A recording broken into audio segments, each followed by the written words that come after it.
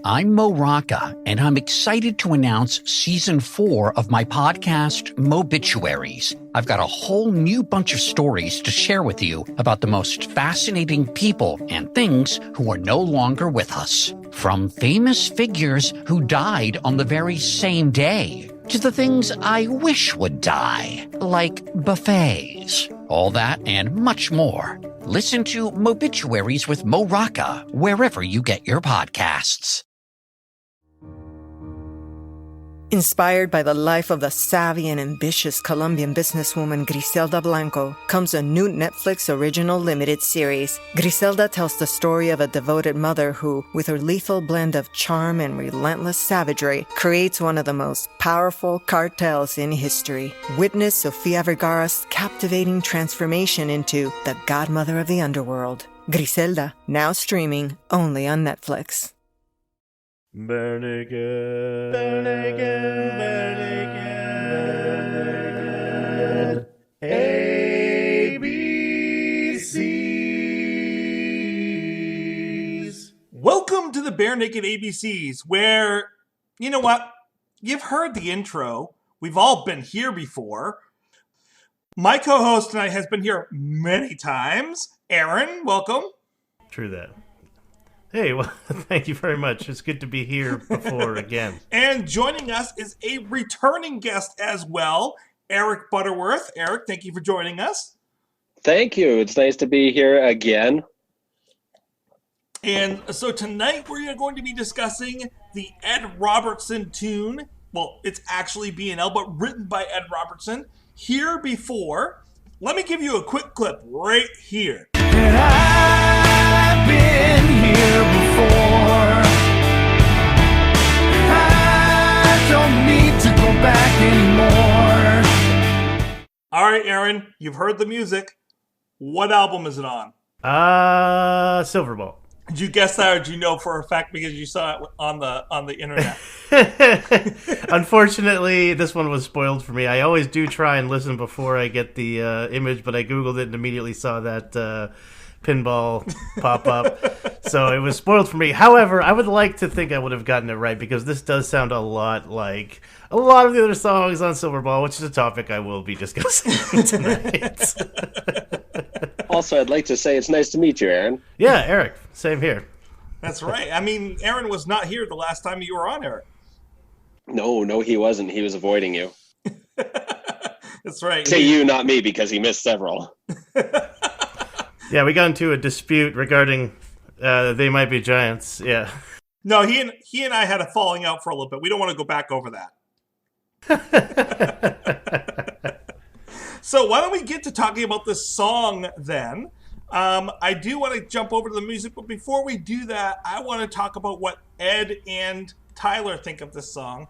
Because on Spotify, each of the songs off Silverball have a commentary track. And you can go on, you can listen to all the commentary tracks. I'm going to cover a little bit of it right now. So they both think that the percussion on the song is very exciting. As Tyler says, everyone gets to play a bass drum in this song, and there's lots of clapping. To him and to Ed, this was the stroke me, will you rock me drum track that they were driving toward. Ed, and quickly, like, about the bridge, Ed thinks that this is the best bridge on the album. So that's an interesting statement, and we'll come back to that in a little bit. But in the meantime, why don't we go over to Aaron for our quick breakdown of this song? Alrighty, let's break it down. The Here Before was recorded at 80 beats per minute. It's got a slow and steady beat that almost immediately evokes We Will Rock You by Queen. It is in a Mixolydian mode, and I'm going to do a little bit of a tangent here, talk about this.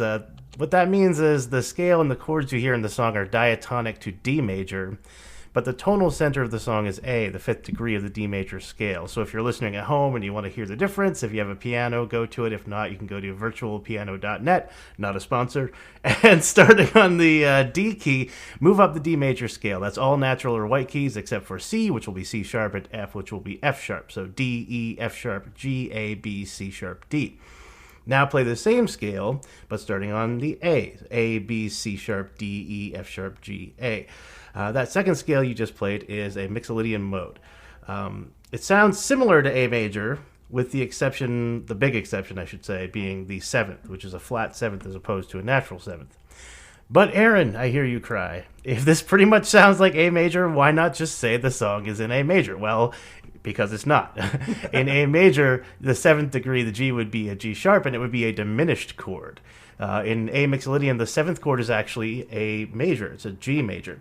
So here you can bounce from your tonic to your 4th, to your 7th, back to your 4th, and repeat, and it sounds very bright and upbeat, whereas the 7th chord, which is diatonic to A major, would change the sound of the song quite radically.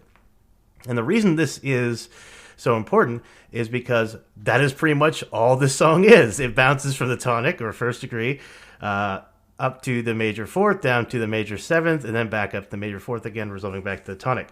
So you have this very classic bouncy rock and roll riff, but because all the chords are major, every single one of them, or with some exceptions as we'll discuss, it sounds very sunny and happy. Okay. So that's why it's different than the A Mixolydian makes it different than just an A major. Exactly, yeah. It's mostly because of that 7th chord. So for the verse, your A section is simply A major, D major, G major, D major. Ba, ba, ba, ba, ba, ba, ba, ba, over and over and over again. With the chorus, it's almost exactly the same, except we substitute the first D for a B minor, your 2nd degree of the A Mixolydian mode. So for the chorus, instead of A, D, G, D, it's A, B minor, G, D. But since the triads for B minor and D major share 2 out of 3 notes, you could be forgiven for not noticing this subtle change. I will say that the piano arpeggios are very nice and add to the light and airy feel, like you're up in the clouds. If I were to assign this song its own genre, I think I would call it cloud rock. That's a nice one. So your intro starts on B, your chorus changes with that B minor, and then you go to verse 1, which is your A section, your chorus, which is your B section, verse 2, which is your A section, your chorus, which is your B section. Then we move to the bridge. And here I wrote down an exclamation mark, almost like chess notation, because we have something different here. We have a slight change. And that was what was interesting to me. So I did not know that Ed considered this to be the best bridge of the album. I haven't heard all of the album, obviously, but I do think easily the bridge is the best part of this song, in my opinion. Maybe just because, again, it's something different. At the end of the 2nd chorus, they're moving chromatically up from B to D, which I will admit I kind of enjoyed. It sort of had a faint aftertaste of Jellyfish. I don't know if you guys are familiar with that band. Great band. But it was like the musical. Not the animal. No, not the band Jellyfish. Power pop from the 90s. It was like the musical equivalent of like a LaCroix, right? Not much taste, but there was this faint impression of flavor. And from here we go D to G to A, and then walk up chromatically to D again. So a very simple D, G, A progression, repeated until the end of the bridge, where it goes back to the A by way of extending the last G chord to build tension, move down to the D, and then resolving to A in the same way it has been throughout the whole song. Now you may have noticed A, D, and G aren't those the same 3 chords we've been hearing over and over again. How can this be different? Well, it's because of the way we're moving from them. So we're starting on the D in this case, then moving to the G, and then resolving to the A. It's got a bit more of a classic rock structure there, and that's why it kind of sounds so like it really kind of hits you. You know, that bridge really actually makes an impact. As a musician, is there a reason that you would pick A Mixolydian for a song like this? Is there, in terms of... Yes. Okay. I think just because he likes that one. Well, it's specifically, like I said earlier, it's if you're going to use a 7th chord, if you're in a major scale, it's a diminished chord. So if you want to use a 7th chord and you want like a nice rocking song and you want it to stay bright and happy sounding, Mixolydian allows you to do that because you're staying in major chords throughout. So rather than having to throw in a minor 3rd and potentially even a flat 5th, which is going to sound a little maybe dissonant depending on the style of the song you're doing. This allows, this is all major all the time, with that one exception being the B minor chord in the chorus. And like I said, that's so subtle, it's almost inaudible. Is there a reason that he would want to use, other than just being a music nerd, which we know that Ed is, and the whole band is, but other than just being a music nerd and maybe liking that note, is there a reason that using a 7th in this song would make sense? Well, I mean, my guess is, he probably was not intending to write it in Mixolydian. He very well may have. But it's probably more likely he just heard the riff in his head. And the way that it's written happens to be Mixolydian. Again, it's for the chords that this song is using, it's making it brighter, it's making it happier, it's making it more upbeat and peppy and kind of poppy. And that's what gives this song, that's what the cloud feeling I was talking about earlier. It stops it from giving it quite, too much of an edge or too much dissonance, and it keeps it very much up in the air and very much kind of happy-go-lucky. Okay. So I do like that sound about it, by the way. Yeah, it's definitely good. It's definitely got like an energy to it. I love the fact that it comes in with that beat, and the very much "We Will Rock You," like I said, and who doesn't love that? It reminds me of a lot of the songs off this album, and even some off from Grinning Streak as well. Mm-hmm. Mm-hmm.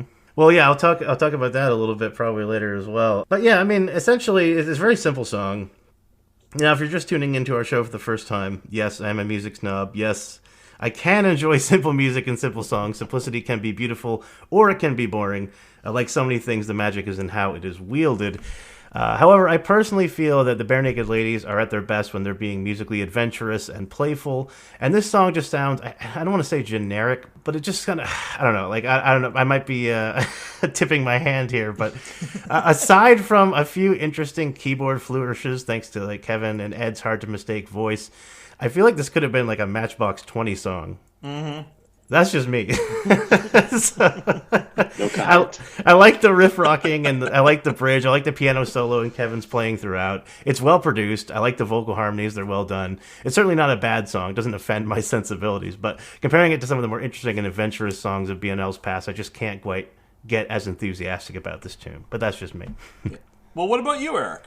What are your thoughts on the music? We'll get to the lyrics in a little bit, but about the music with this song. Yeah, for sure. I obviously can't comment to the Mixolydian or the sevenths or the B minors or anything, but this is one of those BNL songs to me that it's got that crunchier sound, that harder sound. It's more of a wall of sound that when you hear them coming out with it, it's just a little different. I know, like a lot of people say, well, it's not their beginnings, it's not where they came from, it's different, but No, it makes sense. But yeah, when you had Tyler come in and he brought in that rock drive, and it progresses throughout the ages as they go, and they get these songs every now and then, and I found a lot of them since I think Grinning Streak. There's a lot of ones kind of like this that they like to start off the albums. I don't know if Aaron knows where on the album this one is, but number 2. But they like to start these newer albums off with a lot of songs like this. Fake News is a little different with Canada Dry, but I love these wall of sound ones where they get just a little bit more of that crunch in the guitar and a lot more on the, bigger, badder drum kit sounds. And I still find that when you get Kevin in there bringing in, Andy was obviously a beautiful keyboardist for the band, but I've always thought the absolute same of Kevin when I was younger. I actually couldn't tell the difference between the two when I was younger. Yeah. No, they both are extremely talented musicians. But they're phenomenal. And so, yeah, when you get this rocking song coming out with the big, heavy crunches, and then you get Kevin bringing his light fingers in there with what were you saying they were arpeggiated? Yeah. In the chorus, there's that arpeggiated line. I really enjoyed that, too. Yeah, and even that beginning, I kept thinking, I was trying to remember all day today what that opening piano bit after that opening beat, that piano line, it always has reminded me of something ever since this album came out. And of course, today was the one day I couldn't remember what it reminded me of. But there's an older song that I know that piece always reminds me of. And it just, I don't know. As soon as this song kicks on, I hear that and I know I'm in for a good song. It's got that piano line in the beginning. Yeah, it's got almost a country-ish feel to it, or like a southern rock feel to it, almost like a Leonard Skinner kind of thing going on. Yeah, and even if you listen to I don't know if you watched the English version of The Office, but it had the oh yeah. That was I don't know if their opening was Handbags and Glad Rags. Their closing was for sure, but if their opening was as well, this is reminiscent of that opening theme. That's not the one it reminds me of, but yeah, I know what you mean, though. It's like that kind of sound. And as far as the production, I do agree. Like I said, I like It's very well produced. Thinking about it now, I actually feel like I would probably like this song more if I heard this in a live show, like especially if they came out with it. It seems like a great opening one, and you could just like feel the bass in your chest. That would probably be quite stirring. According to Setlist FM, though, they've only ever played this 4 times live. Yeah. Really? That I was shocked. I looked at that. This would be an amazing live song. Like it's that rocker.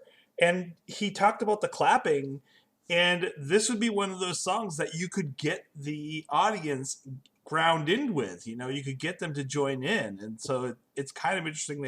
They only did it 4 times, literally. I think 4 shows in a row, and then just maybe it didn't pick up because people hadn't heard the album enough, and so people were like, "That doesn't sound like BNL," and they couldn't join in, and so they just didn't respond to it, but. Like, this would be a crowd rocker. Yeah, I wouldn't go as far as to say it doesn't sound like BNL. I think it sounds like them, but it's not their typical sound, and so it's a little bit outside of their circle. Yeah, it definitely sounds like an anthem rocker. Yeah, and it's second era BNL, which, I mean, a lot of people, True. You know, a lot of original fans don't fall in line with that second era of BNL, which I find has just been a progression and a slight, you know, shift in their direction to, you know, they do put out a few more, as Aaron says, anthem rockers. Are we talking about vocal melodies yet? Not lyrics, but just the. We can get into the vocals because. Yeah, go for it. I mentioned I like the harmonies, but I haven't really talked about the melody. If you want to get into it. Yeah, because I don't know. Like, one of the reasons why this song just jumps at me so much is Ed's obviously strong most of his songs. But this one, when he opens up and belts out, I think that's the bridge. When he really starts belting out, and when he really opens up into the last outro verses, I don't remember your order of them. When he opens up and he really brings up his vocals and his range, and he heads up into his higher registers, like. Yeah, when he launches into that chorus, I agree. There's a lot of energy there. It's just as powerful as when Steve does. You know, Break Your Heart or something. I find that's Ed's powerhouse moves, and I love when he does that. I love when he opens up his range like that. No, I agree with you. I really like it when he does. I'll disagree a little bit that I don't feel like it's as powerful as Steve when he really like puts the emotion in. Like when Steve like fully delves into his dark mode and like in Break Your Heart, and like to me that's like just. It's not the same level. I agree with that for sure. That's not what I said. I just mean it's his version of that. Oh yeah, and it is his powerhouse. It is his strongest piece. That, and when he goes really kind of relaxed and soft, like with, you know, He Makes Me Want Her Again. Like those are his big strength spots, and we do hear that in the song, especially when he'll dive into that high note really. And then come back down out of it. Like this definitely has a Queen-like feel. Like they were trying to aim into that Queen direction with this song. And of course, Queen is one of my big bands that I love. So. Oh, you too? No, not you too. Queen. Who's on first? Got to make those jokes every time I see him. So I suppose let's jump into the lyrics, and I can kind of blend us in with that because. I like the rhythm of his singing in this song, which is a musicality of it, and I dig that he's doing something different with the rhythm in this song than he does in a lot of the other songs. He's kind of mixing up the speed and how he's saying the words. There's not a lot of play with the words themselves in terms of rhyming in the middle of a word or anything like that. It's just the way that he's spitting this out. It's not a rap. It's kind of a blend of rapping and singing at times, and his singing actually is percussionistic in a lot of spots. Try putting on a brave face while everything is giving way, like an undercut riverbank, knowing that you might go swimming, but it doesn't matter anyway. Yeah, I mean that's almost to make a comparison to like classic opera. They had the arias, which were like the straight up songs, then the recitative, which was basically like your dialogue between the songs, and they would kind of just assign notes to the words, but they were kind of sing talking. And I would just to backpedal a bit. I'm not saying that Ed is sing talking on the verse of this song here. No. When I say sing talking, I always think of like Rex Harrington and My Fair Lady, that is very much sing talking. Mr. Banks and and Mary Poppins. That's not what he's doing. But no, yeah, I agree that there's a. I think that's one of the things I like about this is that there's a clear shift. I mentioned that we got a lot of the same things going on as far as the chords are concerned, but the feel does shift. The verse and the chorus are quite different. He really belts out that chorus and goes stretching sonically, which I do like. And then the verse is a bit more percussive, as you said, Tracy. I think that's a good word to describe it. So there's three distinct feels in this song that it changes between. And it does provide you, interestingly enough, with quite a bit of kind of range, despite being more or less like a 3-chord song, almost entirely. So, what do you guys think that this song is about? Because to me, it seems to kind of be in a lot of different places at once. Is this based on you already knowing what Tyler and Ed said about it versus what we're hoping we know? Yeah, I have no idea. Okay. No, they didn't tell me anything about what the song is actually. I thought it was. I thought it was in the Spotify note. Usually we're bringing a knife to a gunfight with Tracy here with his extensive knowledge. That's a good question. Like, yes, I do set people up for that. No, in this situation, I was looking for it. I was hoping to find it so I could, because I like to understand a song when I go into it rather than just hear it and to let it envelop me. I like to have it tell me a story. And I will be honest, I couldn't quite get the story he was trying to tell.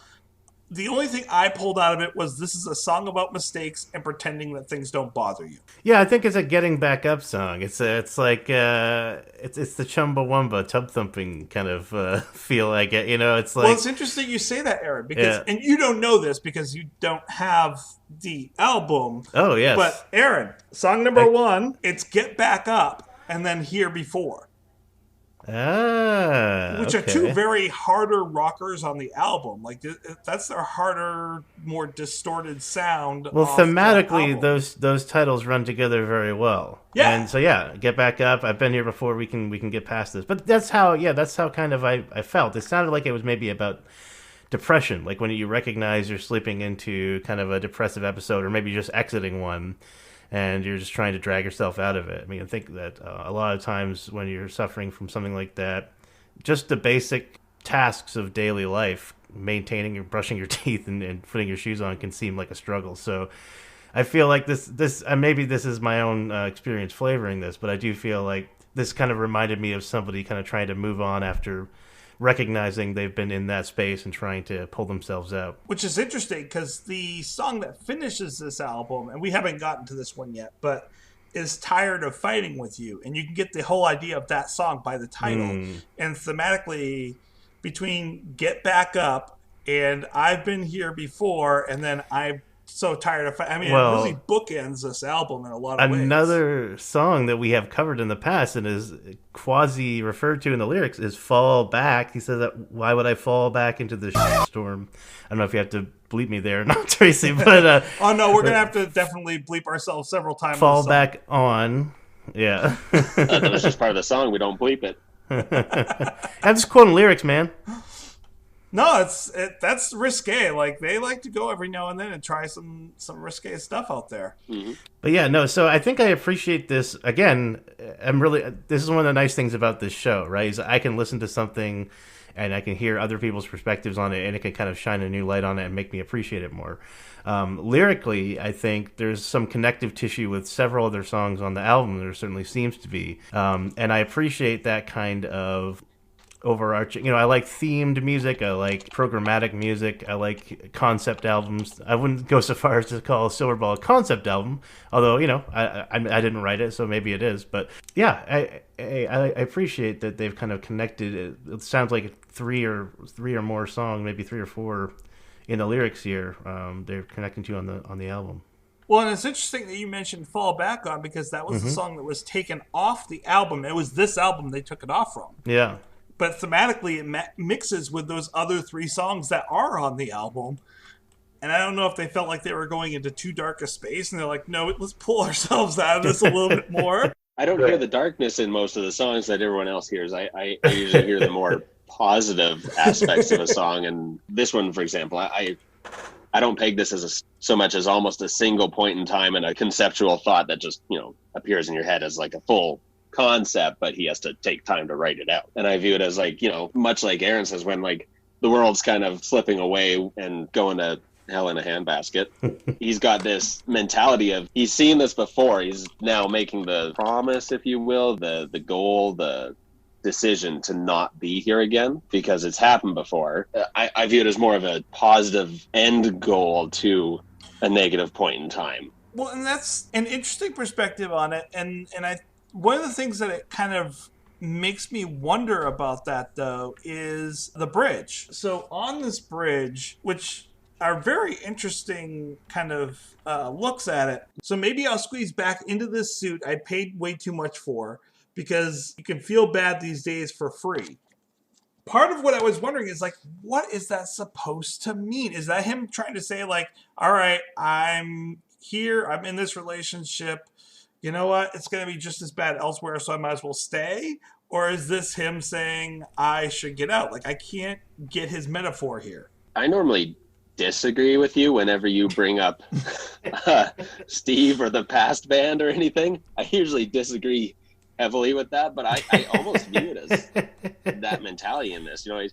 He's been in a certain spot, and he's, why squeeze back into that suit? Why squeeze back into that hole that he was in before, when he's got this whole new horizon, this whole new world that he can explore without trying to pigeonhole himself again as to right where he was before. Eric. Yeah. Are you suggesting that this is Ed's Salisbury Hill?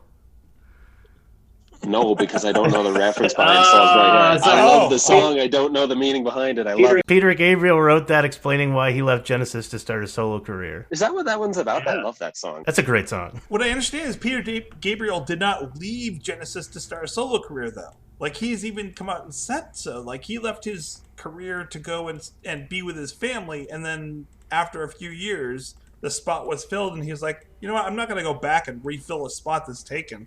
You know what, I'll start my own solo stuff. That's Andy right there. Yeah. Good interview with him, by the way. Oh, thank that you. was fun. That was a lot of fun. That was really cool. So I think you could both, so Tracy's putting this in the context of a relationship, possibly a romantic relationship, but I like Eric is suggesting it might have to do with his relationship with Steve, which is very, very possible as well. Or even with the fans, almost. Oh, yeah, that's true as well. That's true as well. Like, hey, I don't need to... I'm not your performing monkey. I don't need to just play, 1 week over and over again. I can do this other thing here. And I can totally respect that as someone who has performed originals on stage. So that's all very interesting. I was thinking of it in a more general sense of just kind of like struggling with your mood, or struggling with, you made allusions to waking up on the wrong side of the bed and things like that. So, it could be any of these things, all of them, or none of them. But I think the lyrics are evocative, but non-specific enough that maybe that's the beauty of it, is you can apply it to your life in whatever way you feel like it applies. Yeah. I think that's one of the things that irritates me about the song, though, is it is that it's not ambiguous enough that you can definitively be... I suppose you can fit into a lot of things, but then again, it tells so many different stories without telling stories, like 3 different scenarios without saying much at all, that I'm like, well, tell me something. Tell me how you feel, and I can say whether or not that fits how I feel. I've seen Ed do this before lyrically, and I think the analogy I would like to use is a lyrical haiku. It's just expressing a feel. It's just expressing an atmosphere rather than trying to go and tell you anything specific. It's evocative. And I think that's a perfect analogy because I hate haikus. I think that's a great analogy, because that's almost what I was trying to say. It's almost like a singular concept that just is there in your head, and when you write it out, it's maybe not fully formed. Yeah. I mean, he does present what this feels like. He does a good job of paint. It's almost like a watercolor painting that is there to present very ambiguously this feeling that you're supposed to have without telling you what the scene is that you're supposed to be having this feeling about. So he's kind of he's planting some things out there, like the falling into the puddle. But when he does use metaphors, one of my problems was that the metaphors are a little bit mixed. So like in the second verse, he says, if he's looking at his reflection, so he's talking about looking at his reflection, then falling into the water because there's not enough support underneath, and then you fall face first into this puddle. But that's the problem. You fall face first into the puddle. Your reflection's getting bigger. Totally get it. Great job. How does he end up on his butt? He's falling face first. Wrong direction there, buddy. I believe that is what's known as falling ass over tea kettle. I was going to say, man, you really got to dissect this if you're thinking of the actual physics behind the matter. Yeah, I don't think it was meant to be interpreted that literally, but I don't know. Well, that's my problem. I was just telling someone this earlier. I overthink things. I'm the person that on a test, I would bring it up to the teacher, and they would look at me and they're like, "No, Tracy, you're overthinking it. That's why you're getting it wrong. Don't overthink." I don't think he doesn't want you to think. He wants you to feel. Yes. Yeah, the teacher's telling you it's 1 + 1 doesn't equal window. It equals it's 2. But no, I mean, I that's interesting because you and I differ there, Tracy. I kind of like when there's a bit more room for interpretation in lyrics. But then again, as a admitted and avowed Radiohead fan, my favorite band has some of the most ambiguous and obscure lyrics in the world. Very true. That changed from Young the Giant at some point? Wait, what? They Might Be Giants. Oh, I still love They Might Be Giants, but no, Radiohead's been my favorite band since probably OK Computer hit. Yeah, we're not going to get into that fight again. Oh, he's trying to stir stuff up. No, I wouldn't do that. We're not going to take it outside. That was a staged wrestling fight anyways. That was That's right. Peeling back the curtain here. But Wrestling's never staged. What are you talking about? Oh, yeah, totally. Legit. All right, now that makes sense, and what you're saying, Aaron and Eric, is very much like, and this is my way of kind of putting it, and I think Mill would probably slap me for saying it, but I think it's true. We'll find out next week when we talk to them. But one of the things that I think Kevin's songs are about the feel. They are there to make you feel something, and I think you're right. That's what this song is there to do, there to present a concept, an emotional concept that you're supposed to then attach to and connect to. And so from that direction, I think it makes sense and it works. That's good. I didn't say I like it. I said it works. Okay. I'm curious now to see what our scores are going to be. Well, do we have any more that we want to add about this song? I mean, it's a very straightforward song. You know, that depending on your point of view, that's a good thing or a bad thing or a neutral thing. But it is a very straightforward anthem, riff rocker.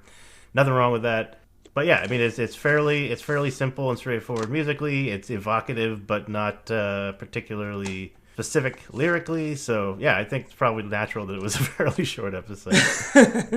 I almost think it could just be one of those songs that almost means one thing to him, and he wrote it. You know, it could be deliberately ambiguous, just so that it can mean whatever whoever's listening to it wants. I've definitely done that before, where I wrote a very personal song and was like, this is too personal. Let's depersonal, run it through the filter a little bit. Back it up a little bit, and then anybody who hears it thinks they relate to it in their own manner. Yeah. Well, Ed is very, very outwardly expressive about this album, and this was a very quick album for him. He went in and wrote this album. He was expecting to sit down and write 3 or 4 songs, and wrote 19 songs. And then sent them to the band. He is very emotionally connected into these songs and loves them. So, I mean, I think that's part of it, is that, these are songs that mean something to him that maybe he doesn't want to directly say out loud, but is saying them. What an apt album to call Silverball, especially after that, because, I mean, it's, you know, something that is, I'm sure the other guys may like pinball, but that is an Ed thing. And, you know, if the songs all mean that much to him, why not call the album something that means that much to him as well? Yeah, makes sense. And it's the only album, if I am correct, other than Snack Time, that has a song that the album is named after, because we don't have that with All in Good Time because that song was taken off the album. We have it with Snack Time, but that's the children's album. That's kind of outside the domain a little bit. And then I don't think there's a song called Grinning Streak, so I think there's not. So this nor is there Fake Nudes, nor is there Blam Yeah. or Blammin' or Everything to Everyone or go back all the way. There's, except for, Ballad of Gordon, but that's not even on Gordon.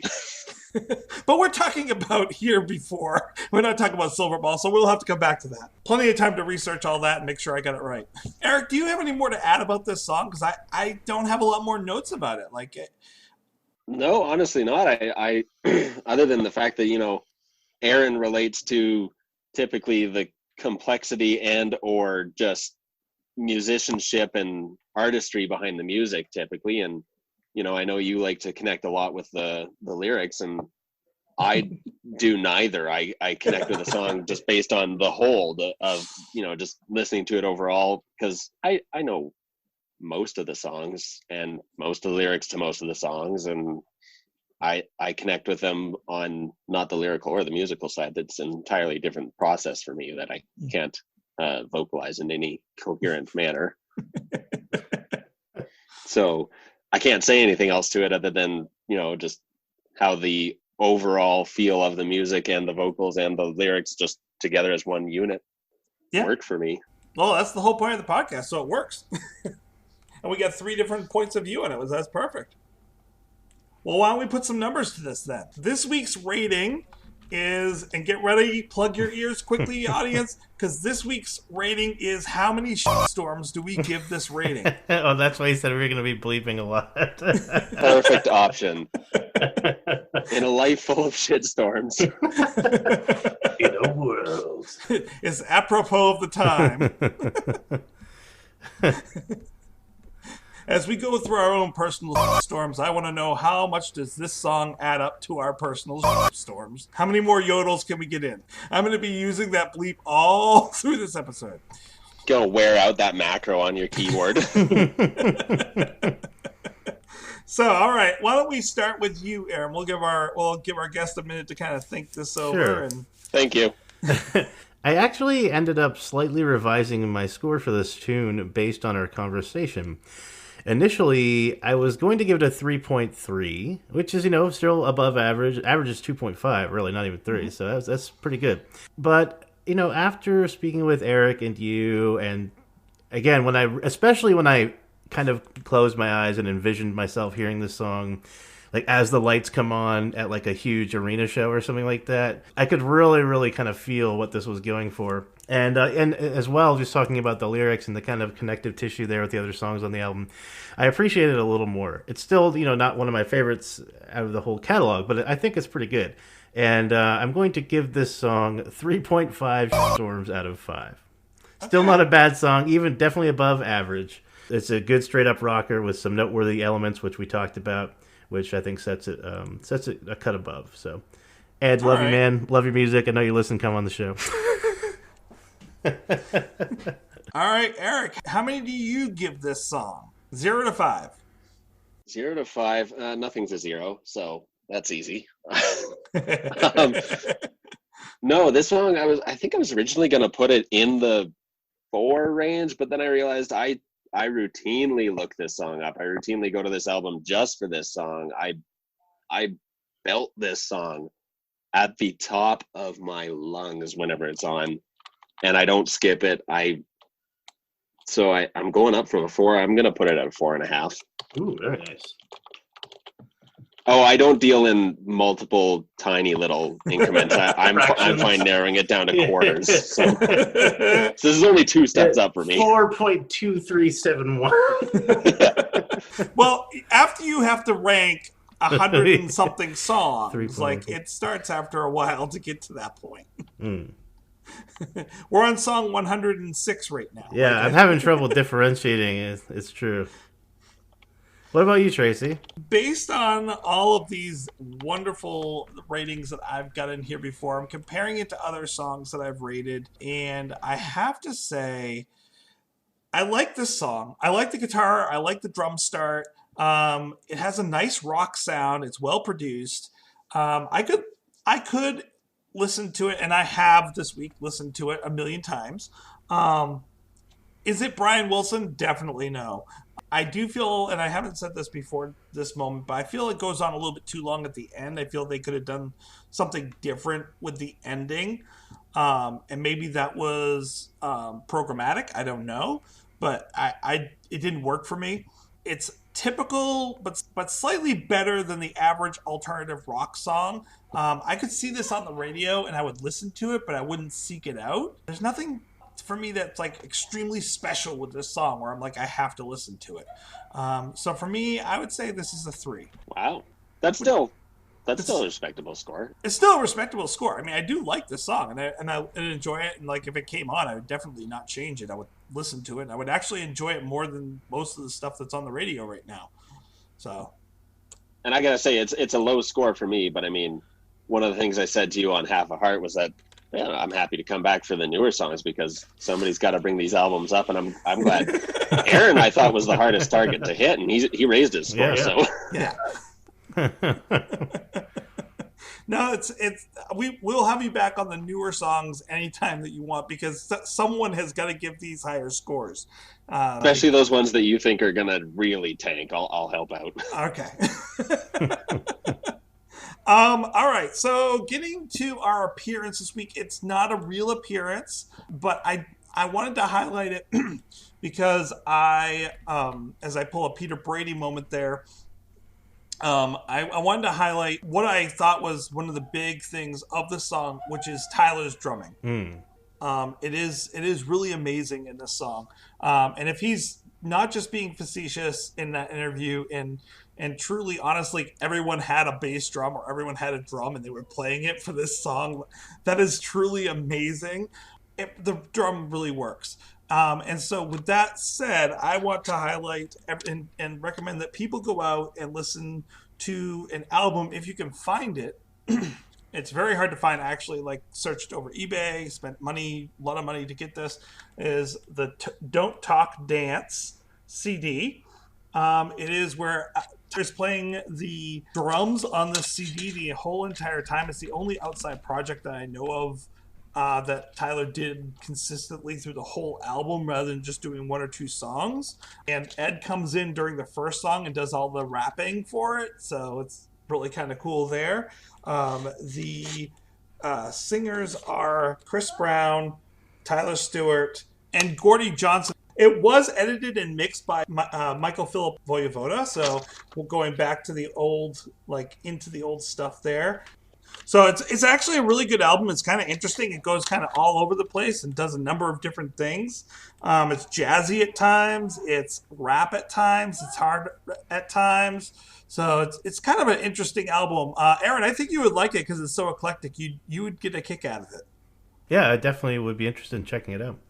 So I will try to see if I can pull up online a link for people to be able to listen to it. Speaking of appearances that may not actually be under your line of appearances, have you been watching the band's selfie cam jams and things that they're doing these days? Oh, yeah. Yes. Very cool. Did you see the one that, and this is going to date when we recorded this podcast, but did you see the one that Steven put out last night with the Trans-Canadian Highwaymen?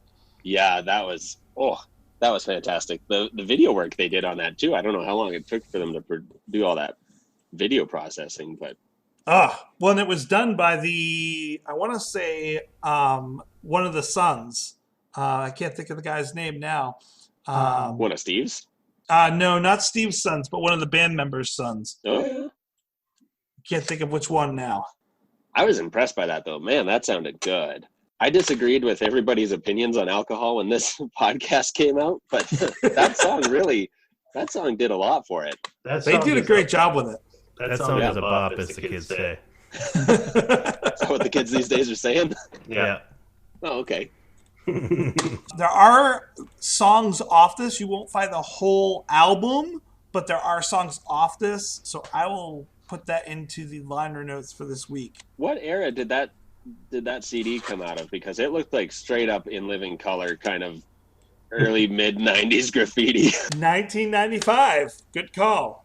Nice. And they only ever released one album, but it's just very interesting. It's all over the place, and I kind of like it for that. So if you like to hear Tyler doing some interesting rapping and you want to hear Tyler doing a whole bunch of different drums, definitely go out and listen to that. Cool.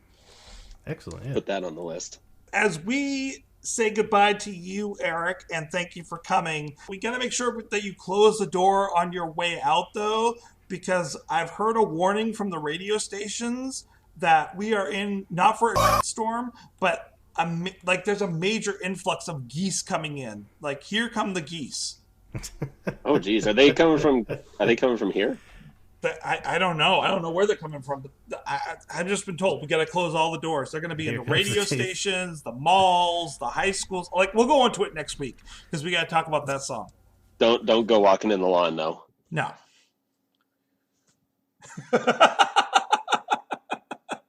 But with geese, just geese. Yeah. It's really terrifying if it's Canada geese. Oh, they're mean. They'll wreck you, you hoser. They'll wreck you, you hoser. Don't ever go near them. They are horrible devil geese. Devil geese. Speaking as a Canadian, like Canadian devil geese. We give them a very wide berth. Yeah, actually, and I don't know if you know the reason why the Canada geese are actually so mean. It's actually because once a year, all the Canadians gather under the sun and outside, gather under the sun, perform a ritual in which we pour all of our hatred and meanness out, and it's absorbed by the geese. Is it like Weasel Stomping Day? Yeah, except Day. It's just hatred removing day, and it goes into the geese, and they take all our hatred. And then they go south. Yeah. And that's how we dispense of it. That's how we get rid of it. That's why everyone thinks we're nice. Spread your hatred throughout the world, my children. Yeah. I'm learning so much about my heritage. You'll find that online. I found it online. It must be true then. It's the Canadian hidden secret. We didn't know that. No. We try not to tell too many people. Which I've ruined now. You just resolve it with guns down here. Nah, don't worry. No one's going to hear this. That's not true. I heard this. Well, thank you very much for coming, Erik. You're always a great guest to have on. Really great to finally meet you, Erik. Thanks again. Thank you for having me, and I look forward to another time. Most nice definitely. to meet you too, Aaron. Thanks, that was fun. Don't forget, no regrets, except maybe one. I just thought I would start listening to the episode that I was on there today, just to make sure it sounded okay and see if I had to make any adjustments. Right off the bat in my introduction, I was pretty hard on Saker. I'm not going to make amends. I recognized it. It's because the geese were around. They were given the hatred. Yeah, you weren't able to take your aggression out into the geese yet. It must have been the day before the purge. True, probably. The purge. the hate purge. The Canadian purge. Yeah. To celebrate joining Pantheon Podcasts, Rock Camp, the podcast, the official podcast of Rock and Roll Fantasy Camp, is giving away a guitar signed by Mike Portnoy of Dream Theater, Marty Friedman, formerly of Megadeth, and legendary shredder Zakk Wylde, plus our rockstar counselors like Vinny Appice, Monty Pittman, and more. To enter to win, simply follow, rate, and review our podcast on your preferred platform, and that's all you have to do. For more information, go to rockcamp.com/podcast.